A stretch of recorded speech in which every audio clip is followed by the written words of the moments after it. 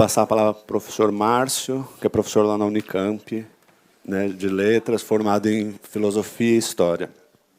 Muito obrigado, Tiago. Obrigado, Tércio, pelo convite. Sônia, pela hospitalidade maravilhosa. É um prazer e uma honra enorme para mim estar aqui nesse seminário.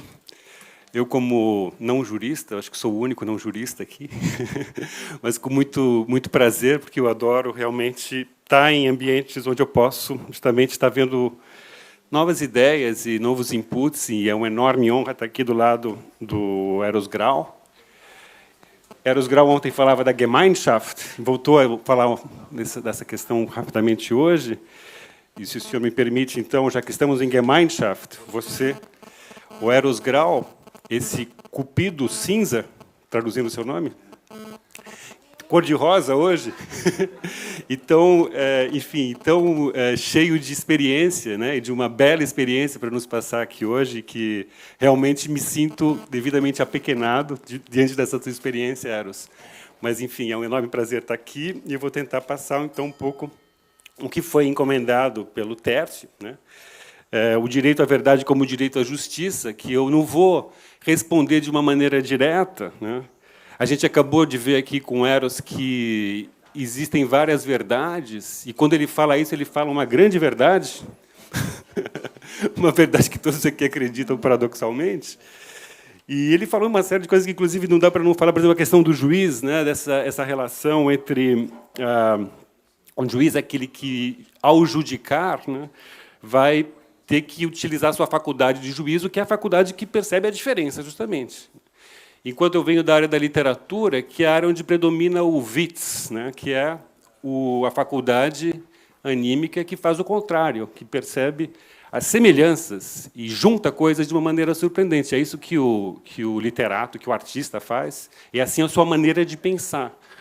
E a aproximação que existe nesse evento aqui, em algumas falas, inclusive na sua fala, Eros, citando, né, Gorky e outros autores, eu acho que ela é extremamente interessante, porque coloca justamente, abre o direito para esse witz, né, para essa capacidade de perceber também as semelhanças, além desse discernimento da diferença que é tão fundamental na função jurídica do juiz, sobretudo. E tem também um filme que eu lembrei, quando você lembrou do Durrell, que é o Rashomon, né, que vocês devem conhecer, que é fundamental. Eu acho que é um filme assim paradigmático para todo mundo que trabalha com direito, porque são várias versões do mesmo crime, e a gente termina um filme e a gente fica falando qual é a verdade, e cada um tem a sua verdade. É muito interessante esse filme por causa dessa história, dessa pluralidade das verdades, né? Enfim, mas deixa eu ir para a minha fala, porque o Eros foi absolutamente pontual, de uma pontualidade germânica, britânica, que normalmente eu não sou capaz. Tá. Então, eu vou partir de duas frases do Walter Benjamin, que é um autor que já foi citado aqui nesse evento, pela Ariane, certamente. A primeira frase é a seguinte, permitam-me ler em alemão, juro que não é por pedantismo, porque é importante o alemão. Niemals ein Dokument der Kultur, ele afirmou, né, sei, ohne zugleich ein solches der Barbarei zu sein. Traduzindo de uma maneira tosca, nunca um documento da cultura existe sem ser, ao mesmo tempo, um documento da barbárie. O próprio Benjamin se traduziu para o francês. E ele traduziu essa frase da seguinte maneira. Tout cela, l'héritage culturel, ne témoigne pas de la culture sans témoigner en même temps de la barbarie. Então, traduzindo, tudo isso, a herança cultural, não testemunha a cultura sem testemunhar, ao mesmo tempo, a barbárie. A gente vê que, como mudou do alemão para o francês, é que no francês ele introduz o conceito de testemunho, que me é muito caro, né? Então, essa ideia da cultura como tendo sempre um elemento de barbárie por detrás, eu acho que a literatura ela nos ajuda a perceber e a desenvolver essa ideia aqui, que eu vou tentar rapidamente apresentar para vocês nessa minha fala. E também tem uma questão aqui que eu sei que tem, né, Tércio e outros aqui que foram alunos e amigos do Flusser, o Celso também, né, o Wilhelm Flusser, que era um grande teórico da tradução, e o Flusser ele dizia que ele tinha esse hábito de se traduzir. Ele escrevia uma palestra em alemão, traduzia para o inglês, traduzia para o francês, traduzia para o português e ia apresentar aqui na USP. E a gente perguntava, por que ele fazia isso? Ele dizia que ele fazia isso para aprimorar as ideias dele, porque as ideias são linguais, né? As ideias estão na língua, justamente, né? Então, essa questão da tradução como uma maneira, realmente, de construir a ideia, de construir a realidade, porque a realidade ela é linguística, justamente tem esse eu transcendental kantiano que está por detrás de toda a verdade e essa verdade, não, portanto, como uma verdade linguística. Uma outra frase do Benjamin, que é mais enigmática, todo documento de cultura é um documento, o testemunho à barbárie não é enigmático, mas essa outra, perdão, ela é um tanto enigmática, porque ela aparece como uma espécie de um emblema barroco. Novamente, ela é curtíssima, mas eu tenho que ler em alemão. Für Männer, : Überzeugen ist unfruchtbar. Traduzindo, para homens, convencer é infecundo. Mas überzeugen, em alemão, significa também supertestemunhar. Vocês sabem que o alemão é uma língua que constrói as palavras, juntando palavras, né? De uma maneira mais clara do que o nosso português, pelo menos. Então, supertestemunhar é infecundo. E eu lembro aqui da frase da Hannah Arendt que o Terço citou. Quanto mais documentos, mais duvidoso se torna tudo. Eu não conhecia essa frase. E eu me pergunto se a Hannah Arendt, quando escreveu isso, estava pensando nesse aforisma benjaminiano, né? Mas eu vou tentar pensar um pouco com vocês o porquê que é infecundo tentar convencer ou porquê é infecundo ter muito testemunho, né? Testemunho demais. Para fazer isso, eu vou dar uma pequena viagem no tempo, vou lembrar da Oresteia, do Ésquilo, para vocês, que, como vocês sabem, é a trilogia fundante da história da nossa concepção ocidental de direito. A Oresteia é composta do Agamenon, Coéforas e Eumênides, onde, no Agamenon, é contada a história do Agamenon, do grande general, né, grego, voltando de Troia, vitorioso, e ele é assassinado quando volta para casa, né, por sua esposa, Clitemnestra, junto com o amante dela. Nas Coéforas, Orestes vai, então, tomar as dores, né, desse pai assassinado e se vinga matando a mãe. E, no final das Coéforas, ele já está sendo perseguido pelas Fúrias, né, as Fúrias que representam justamente essa vingança do crime em família, onde teve derramamento de sangue, né, do assassinato em família. E lembra um pouco também essa figura da imprescritibilidade, que foi lembrada aqui ontem, né, dos crimes, né, imprescritíveis. Para as Fúrias, enquanto não tiver o castigo devido, que para elas era matar, né, aquele que fez aquele crime terrível, não existiria sossego. Então, o Orestes acaba, as Coéforas, absolutamente atormentado por essas fúrias. E, na Eumênides, finalmente, Apolo leva ele para Atenas, e em Atenas ele vai ser julgado, e aí tem o famoso voto de Minerva, Minerva é Atenas latina, onde ela vota a favor dele e ele é absolvido. Mas o que acontece nesse julgamento, nessa trilogia, é uma construção do que seria a esfera jurídica, onde essas fúrias, que teoricamente estariam sendo superadas por essa nova ordem, que corresponderiam também aos novos deuses olímpicos, porque as fúrias pertenciam à geração anterior a Zeus, né, que tinha sido vencida por eles. Na verdade, as fúrias elas são incluídas na estrutura do direito. Palas Atena oferece para elas sentarem ao lado dela, ao lado dela, que é a juíza, né? As fúrias vão ficar ali pertencendo, portanto, à esfera do tribunal. Então, na fundação do tribunal, a Palas Atena diz o seguinte, que eu cito aqui. Prestai atenção ao que instauro aqui, atenienses, convocados por mim mesma para julgar pela primeira vez um homem, autor de um crime em que foi derramado sangue. A partir desse dia, e para todo sempre, o povo, que já teve como rei Egeu, terá a incumbência de manter intactas as normas adotadas neste tribunal, na colina de Ares. Pois é, as normas, né? O juiz, na verdade, que vai fazer as normas, mas ela não sabia disso. Sobre essa elevação, digo que a reverência e o temor, seu irmão, seja durante o dia, seja de noite, evitarão que os cidadãos cometam crimes, a não ser que eles prefiram aniquilar as leis feitas para seu bem. Quem poluir com lodo ou com eflúvios turvos as fontes claras, não terá onde beber. Nem opressão, nem anarquia. Eis o lema que os cidadãos devem seguir e respeitar. Não lhes convém, tampouco, expulsar da cidade todo o temor. Se nada tiver a temer, que homem cumprirá aqui seus deveres. Isso aqui é a questão que depois o Derrida vai chamar de force de loi, essa relação entre a lei e enforcement, e, enfim, violência e direito. Bom, oui, Derrida. Bom, o que é interessante nessa cena desse tribunal também é que o Orestes, que começava nessa terceira tragédia da trilogia como aquele que estava banido, que ia ser assassinado, ele era uma pessoa que podia ser assassinada porque ele tinha feito um pior crime, ele tinha matado a própria mãe, né? Ele vai ser julgado, e o julgamento vai servir como uma espécie de catarse, de purificação. Então, na verdade, essa trilogia é justamente a passagem do registro dessa lei antiga, da violência, né, da lei do talião, para o regime jurídico, e que serve também para transformar a própria tragédia e o trágico na cena do tribunal. Portanto, a cena do tribunal é a cena herdeira da tragédia. A tragédia se transforma, por assim dizer, nessa trilogia, no tribunal, né? Essa passagem do Orestes de banido, né, de homo sacer, para utilizar a expressão que está agora corrente por causa do Giorgio Agamben, para a condição de rei, ele volta a ser rei, ele é totalmente purificado e pode ser rei, né? É como se ele passasse de sacer para sanctus, que estão na mesma origem, que tem a ver com essa ambiguidade do sacro, né? O sacro como aquela coisa que tem um poder de nos destruir, mas que é um poder também, que pode ser revertido ou para o mal ou para o bem, né?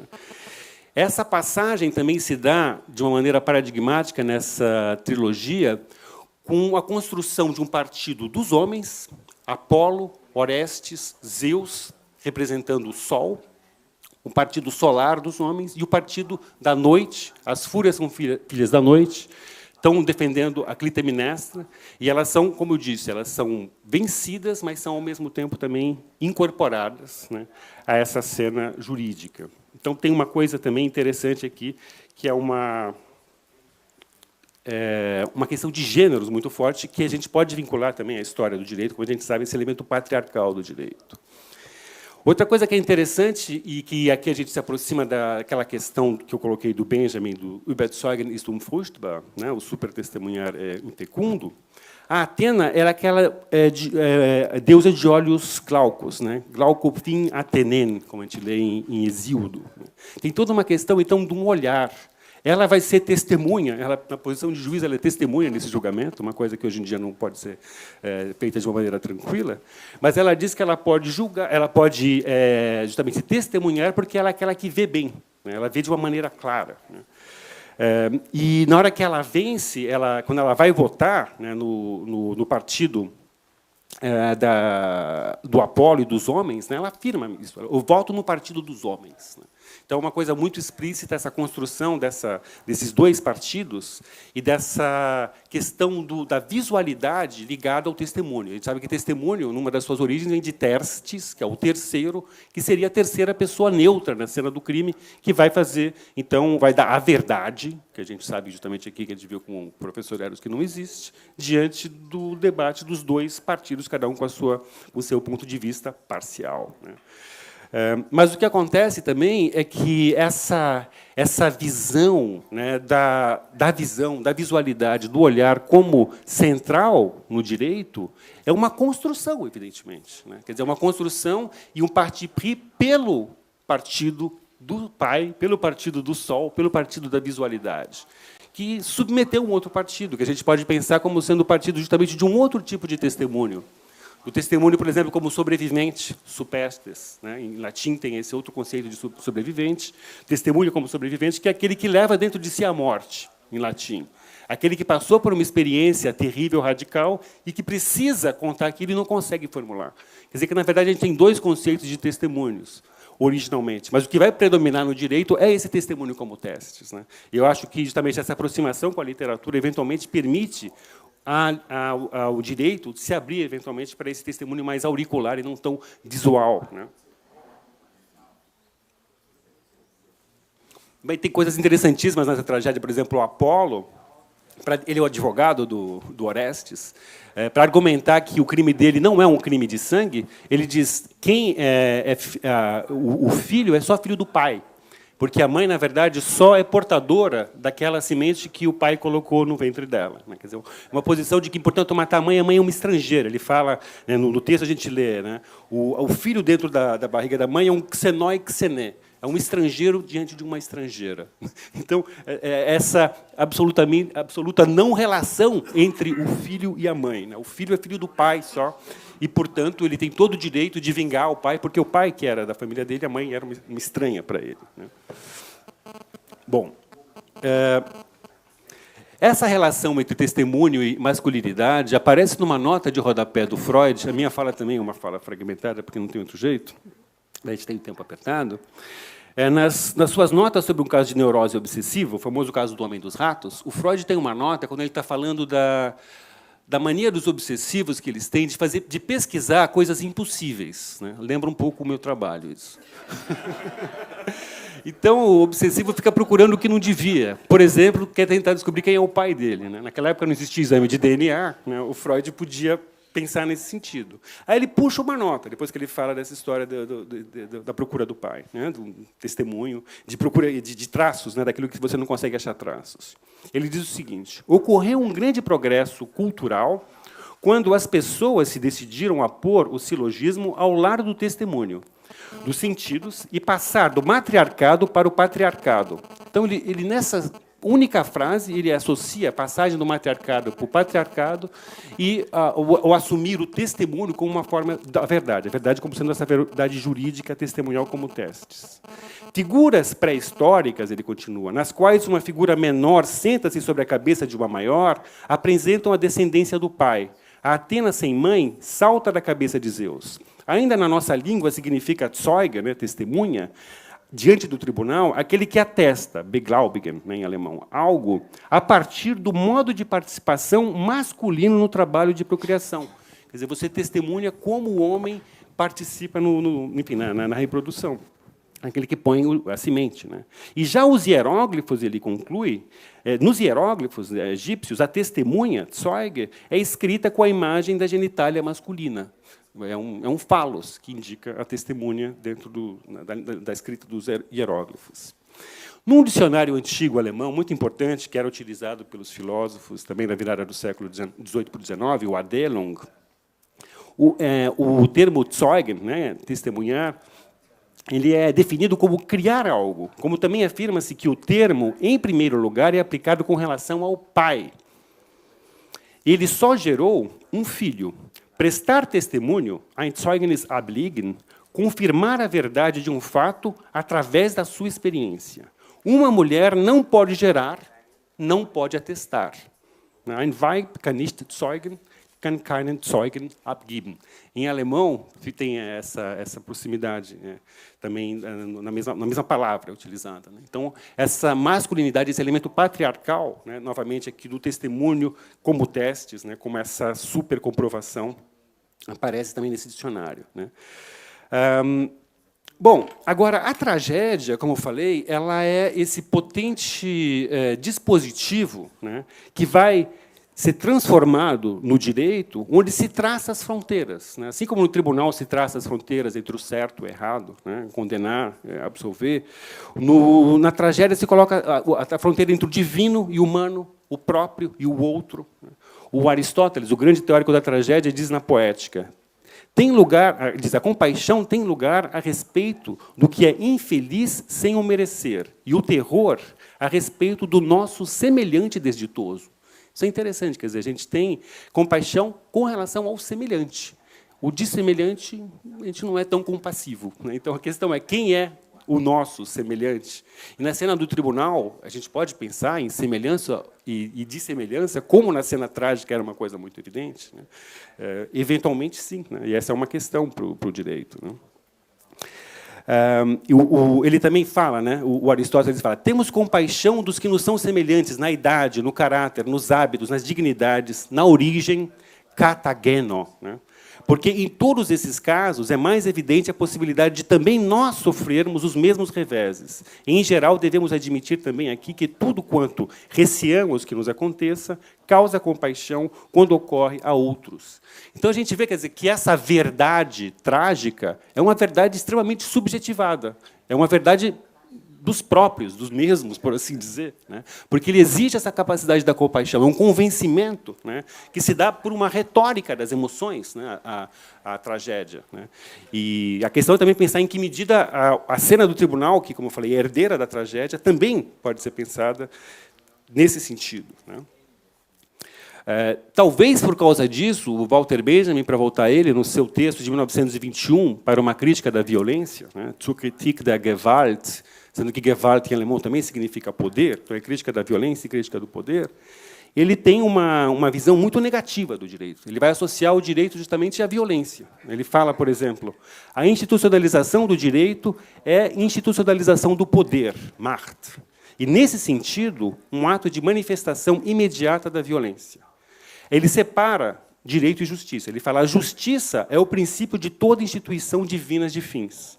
O poder é o princípio de toda institucionalização mítica do direito. Então, a justiça e direito se excluem, né? Um liga-se ao divino, o outro ao mítico e à Gewalt, né? A violência, né? O que pode fazer a gente também lembrar do Eurico, que trouxe aqui ontem o camponês diante do muro da lei, e aquela lei como sendo algo impermeável. A gente sabe que isso tem a ver com essa questão da hermenêutica da lei, dessa impossibilidade de subsunção do individual e da norma, e do universal, mas a gente também pode pensar em termos de uma teoria política e do poder, que estaria também na chave para a gente ler essa parábola kafkiana. Bom, por outro lado, a gente sabe que no século XIX aconteceram grandes mudanças, né, na nossa maneira de pensar. É tanto, de certa maneira, o paroxismo dessa visão que eu chamaria talvez de positivista, com perdão aqui do Eros Grau, que acabou de se autodenominar de positivista, no sentido desse triunfo, dessa intronização da verdade como testes e como algo visual, né? Por outro lado, surge um Nietzsche, que foi lembrado aqui ontem, né, pelo Jubim, por exemplo, que é um tremendo crítico da noção de verdade. Ele vai fazer quando ele fala em verdade, é uma verdade totalmente subjetivada, totalmente pensada como vontade, né? E ele é um crítico também da memória. Ele é um crítico dessa cultura histórica do século XIX, né, que o Tércio também colocou aqui, como sendo parte dessa concepção da verdade moderna, né, que tudo é historicizado, né? E ele tenta, então, pensar um indivíduo meta-histórico, né? E que também seria um indivíduo meta, esse conceito tradicional de verdade. Ele fala, cito só uma passagem, tem infinitas que poderiam ser citadas. O animal, de fato, vive de maneira ahistórica. Ele está inteiramente absorvido pelo presente, tal como um número que se divide sem deixar resto. Ele não sabe dissimular, não oculta nada, então ele é totalmente aberto, né? Não existe essa coisa da verdade a ser descoberta. E se mostra a cada segundo tal como é. Por isso é necessariamente sincero.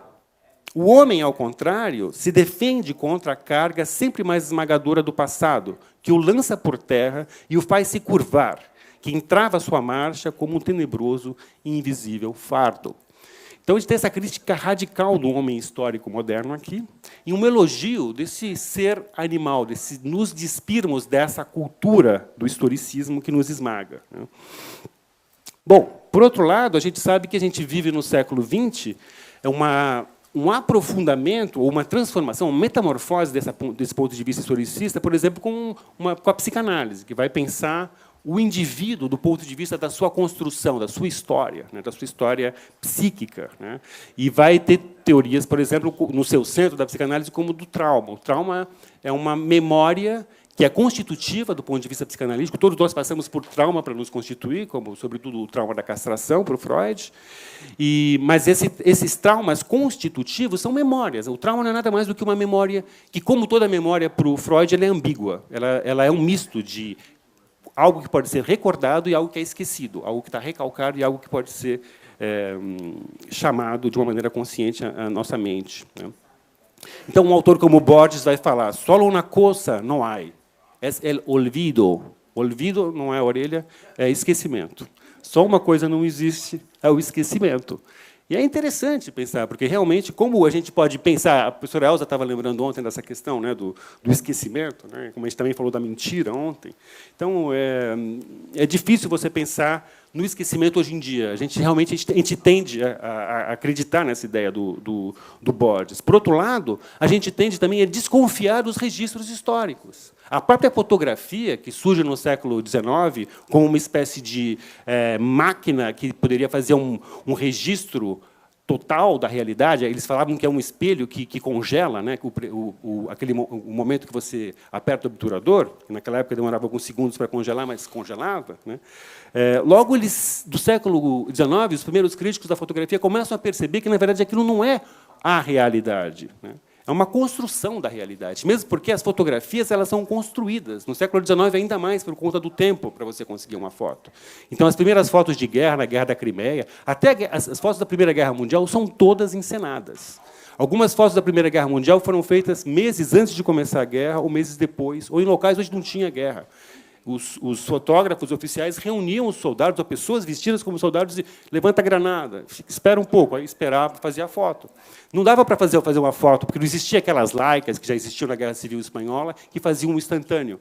Então, só existia a foto posada, e, portanto, isso que a gente vê como a verdade da Primeira Guerra Mundial nas fotos é uma construção. Né? E a verdade é essa construção. Como eu estava falando aqui do ponto de vista linguístico, mas também do ponto de vista imagético. Né? Nem a fotografia escapa disso. Né?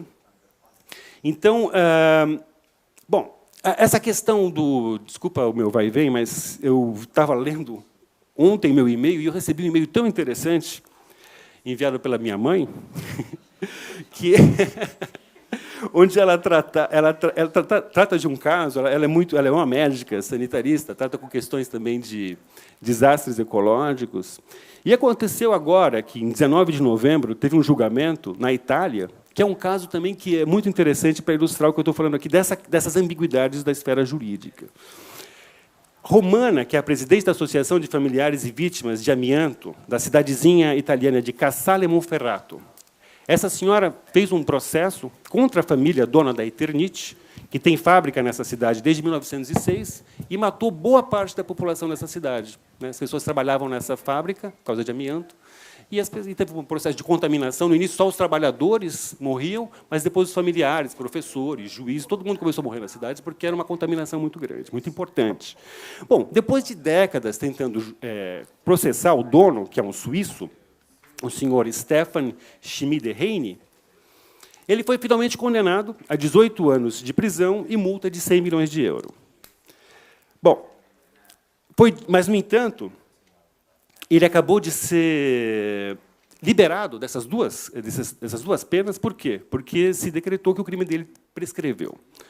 Então, foi dito no tribunal que era uma opção pelo direito e não pela justiça. Eu cito, então, aqui o Procurador-Geral da Corte de Cassação de Roma. Eu não sei o que é uma Corte de Cassação, mas deve ser uma coisa importante. Às vezes, o direito e a justiça tomam direções opostas, disse ele. Mas os juízes não têm alternativa. Eles devem seguir o direito, disse Francisco Iacoviello. Em um comunicado, a Corte afirmou que a acusação era de desastre ambiental e não de homicídio. Portanto, não poderia ignorar a expiração do prazo de prescrição, que começou a contar a partir de 1986, quando a Eternit fechou suas fábricas na Itália. Então, nessa opção pelo direito e não pela justiça, essa população, essa senhora romana que lutou, ela perdeu os filhos e o marido. Né? Ela lutou a vida inteira para conseguir essa justiça. E é interessante que a gente estava falando também dessa ambiguidade entre justiça e vingança. Né? Eu acho que isso aqui é justiça, mas não deixa de ser uma vingança muito bonita que ela teria conseguido se ela tivesse condenado esse senhor, mas a verdade é que foi suspenso e ela não obteve nada. Né?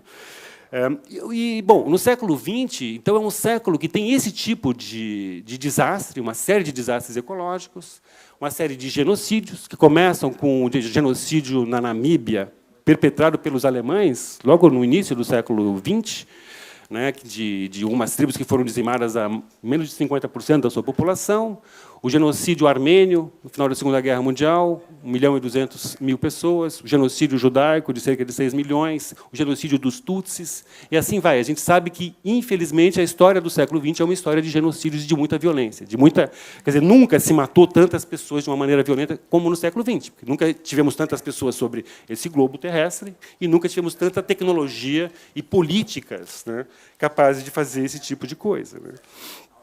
E, justamente, quer dizer, só para já ir concluindo, eu acredito que a literatura, né, como a Ariane falou aqui ontem, é um lugar que se abre para esse testemunho e para a apresentação desse outro ponto de vista, desse testemunho auricular, esburacado, sem certezas, sem esse desejo, né, de aportar a verdade, mas que aporta justamente essa verdade subjetivada, testemunhal, como o Jobim apresentou aqui ontem. Eu achei muito bonita a fala dele, ele falou um testemunho de vida, né? E tem uma força, o testemunho tem uma força. Quando você fala da tua vida, é uma força elocutória que te convence, né? Porque é a história dessas pessoas, né? Bom, na literatura, evidentemente, o que é interessante é que a literatura também é o campo da ironia, né? A famosa ironia romântica que a gente fala na teoria literária. Então, por exemplo, o Pierre Louis, que era um escritor muito interessante do simbolismo francês, ele escreveu um livro de traduções, em 1895, chamado Les Chansons de Bilitis, que é uma coletânea dos poemas de Bilitis. Bilitis era amante de Safo, ela aparece nos poemas sáficos. Só que Bilitis é uma construção da Safo, ela nunca escreveu nenhum poema. Esse livro do Pierre Louis era uma farsa, mas uma farsa muito bem construída. Ele colocou notas de rodapé, bibliografia, citando filólogos importantes alemães. E, na época, as pessoas leram aquele livro e muitos acreditaram que eram realmente os poemas da Bilitis, então, resenhas elogiosas. Finalmente, temos os poemas da Bilitis aqui, né? Bom, mas aí teve um alemão, que era o grande inimigo do Nietzsche, não por acaso, o Wilamowitz Moellendorff, fez uma crítica arrasadora, falando isso aqui é uma pastice, isso é uma mentira. Esse cara não sabe que não se falava de camelo naquela época, e ele, num dos poemas ele coloca camelo, ele fala, não, se existisse Bilitis, ela nunca teria visto um camelo. Ela não poderia ter escrito sobre camelos. Então, ele vai justamente pelo lado testes, né? Olha, isso aqui é impossível, né? Não é? Isso aqui não corresponde a nenhuma verdade. Por outro lado, na Suíça, um senhor chamado Wilkomirski, no início dos anos 90, escreveu um livro que se chama Fragmentos, Bruchstücke, que é o livro suíço mais vendido no século XX, onde ele faz um testemunho das passagens dele por campos de concentração. E, depois de alguns anos, onde esse senhor já tinha sido aclamado como um dos principais escritores suíços do século XX, é o escritor suíço que mais ganhou dinheiro no século XX, um jornalista, muito inocentemente querendo pesquisar a vida desse Wilkomirski, descobriu que ele não era judeu e nunca tinha estado num campo de concentração. Era uma farsa. Então, a gente vê que é interessante porque a literatura ela pode fazer essa brincadeira do Pierre Louis e é divertidíssima. Mas, quando um Wilkomirski faz isso, com relação a um tema tão sensível como os campos de concentração, a gente, espera lá, ele ultrapassou um limite. Quer dizer, o que é interessante é que, na literatura, a gente também acredita em verdades, mas são verdades que estão postas de discussão o tempo todo, e são verdades éticas, antes de mais nada. São verdades que dependem justamente do ponto de vista ética, né? Com quem eu me identifico, né, por assim dizer. E, nesse caso, ele rompeu com o pacto, né, da compaixão. Nós acreditamos naquilo e nós nos compadecemos equivocadamente dessa pessoa, né? Tem outros casos. Tem, por exemplo, o Josef Hakover, Volta-se a Deus, que é um texto escrito na Argentina, depois da Segunda Guerra Mundial, e que chegou é um texto confissional, onde um judeu, no gueto de Varsóvia, se revolta contra Deus e fala, Deus, por que nos abandonou, não sei o quê. E é uma narrativa irada, né, que esse cara escreveu aqui na Argentina. Só que chegou em Israel, e as pessoas acharam incrível esse texto, falaram, olha só esse texto desse cara que estava lá no gueto de Varsóvia, e começou a se traduziu para o inglês, para o francês, para o alemão, e, durante décadas, esse texto circulou como um texto verídico, de alguém que, de fato, tinha escrito aquilo no gueto de Varsóvia. E o Tzvi-Kolitz, que é o autor desse texto, um dia encontrou em Nova York, numa livraria, o texto dele, sendo vendido como um texto original, né, como um testemunho. E ele falou, eu que escrevi isso, você é um mentiroso. É impossível você escrever um texto desse tão forte. Essa pessoa estava lá no gueto de Varsóvia, né? Ele teve que convencer, ele teve que mostrar o Yiddish Zeitung, aqui de Buenos Aires, onde ele publicou originalmente esse texto, né? Tem, aliás, uma coisa trágica, porque esse texto começa se descrevendo. Esses documentos, esses papéis foram encontrados no meio das ruínas do gueto de Varsóvia, onde todos foram esmagados, não sei o que lá. Ele começa com uma coisa assim meio, sabe, encontramos esses papéis para dar a impressão de que era realidade, né? E o Yiddish Zeitung, quando ele teve que procurar, teve que ser procurado no meio dos escombros da AMIA, a Associação Judaica de Buenos Aires, que foi fruto de um atentado terrorista. E era lá que estava arquivado esse jornal. Então, você vê que, infelizmente, no século XX, as catástrofes se reproduzem e se acumulam umas sobre as outras, né? Mas, enfim, já para concluir, que eu já estou passando 3 minutos do meu tempo que foi permitido aqui, eu acho que o século XX é um século de muita tragédia, de muito terror, e a gente não pode viver só lembrando desse terror, evidentemente, nem das ditaduras, nem de Holocausto, etc. A gente sabe que tem a Ruth Kluger, que é uma sobrevivente de Auschwitz, ela fala: eu não sou sobrevivente de Auschwitz, todos os dias da minha vida, senão eu morro, não aguento essa memória. Né? Ela demorou 30 anos para começar a falar sobre isso, né? Porque ela não é uma posição absolutamente terrível você ter vindo daquele último porão, né, do terror da história do século XX. Né? Então, acho que o esquecimento ele também é importante. A gente vive numa era digitalizada, onde essa questão da memória é muito ambígua. A gente acha que a gente pode arquivar tudo, mas a gente sabe também que pode dar uma pane. Se falava que ia ter o bug do milênio e apagar tudo, a gente ia ter toda a cultura derretida.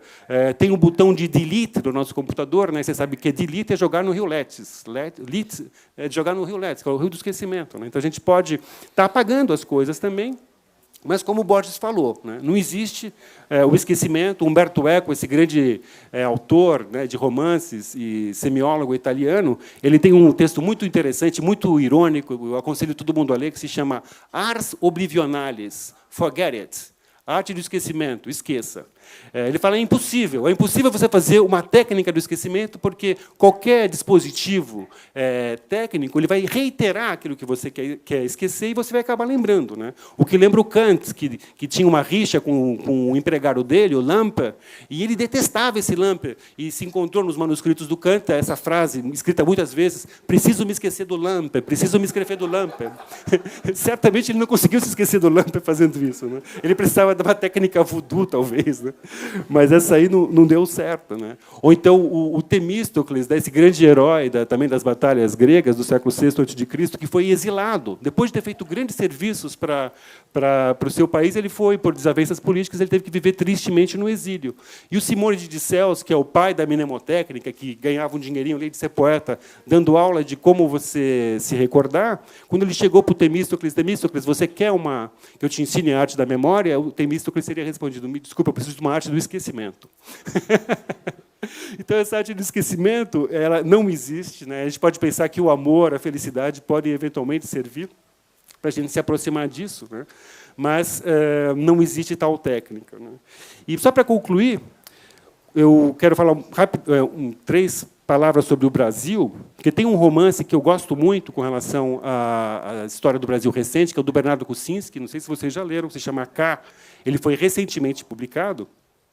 E o livro do Kucinski ele me impressionou, porque é um livro onde ele se coloca na posição do pai procurando a filha, que é uma desaparecida da guerra, da ditadura militar. Inclusive, o Pedro lembrou dela aqui anteontem, né?